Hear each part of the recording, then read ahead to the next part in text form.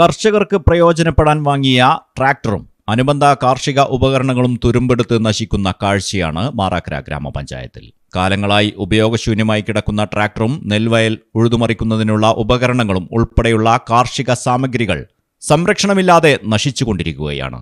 കാർഷിക ആവശ്യങ്ങൾക്കായി പഞ്ചായത്ത് വാങ്ങിയതാണ് ഈ സാമഗ്രികൾ. കർഷകർക്ക് കൃഷിപ്പണികൾ എളുപ്പമാക്കാനും കാർഷിക മേഖലയ്ക്ക് സഹായമാകാനുമായിരുന്നു ലക്ഷ്യം. എന്നാൽ കർഷകരുടെ പാടങ്ങളിൽ ഇറങ്ങേണ്ട ട്രാക്ടർ ഇന്ന് പഞ്ചായത്തിന്റെ അധീനതയിൽ തുരുമ്പെടുത്ത് നശിക്കുന്ന അവസ്ഥയിലാണ്. കാലങ്ങളായി ഉപയോഗിക്കാതെ കിടക്കുന്നതിനാൽ ട്രാക്ടറിന്റെയും അനുബന്ധ ഉപകരണങ്ങളുടെയും പല ഭാഗങ്ങളിലും തുരുമ്പ് പിടിച്ചിട്ടുണ്ട്. ഉപയോഗിക്കേണ്ട യന്ത്രം ഇത്തരത്തിൽ നശിക്കാൻ വിട്ടിരിക്കുന്നത് പഞ്ചായത്തിന്റെ ആസ്തി പരിപാലനത്തിലെ ഗുരുതരമായ വീഴ്ചയാണ് ചൂണ്ടിക്കാണിക്കപ്പെടുന്നത്.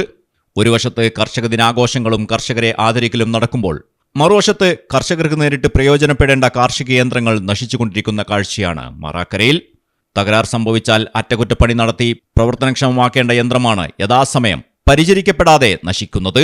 പൊതുപണം ഉപയോഗിച്ച് വാങ്ങിയ ആസ്തി സംരക്ഷിക്കാനുള്ള ഉത്തരവാദിത്തം പഞ്ചായത്തിനുണ്ടായിരിക്കെ ഇത്രയും കാലം ഉപയോഗിക്കാതെ കിടക്കാൻ ഇടയായത് എന്തുകൊണ്ടാണെന്നുള്ള ചോദ്യവും ഉയരുകയാണ്.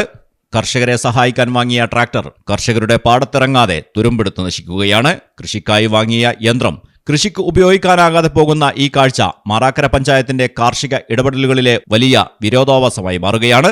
ട്രാക്ടറും അനുബന്ധ ഉപകരണങ്ങളും അടിയന്തരമായി അറ്റകുറ്റപ്പണി നടത്തി പ്രവർത്തനക്ഷമമാക്കി കർഷകർക്ക് പ്രയോജനപ്പെടുത്തണമെന്നാണ് കർഷകരുടെ ആവശ്യം. News desk, Malayalam television.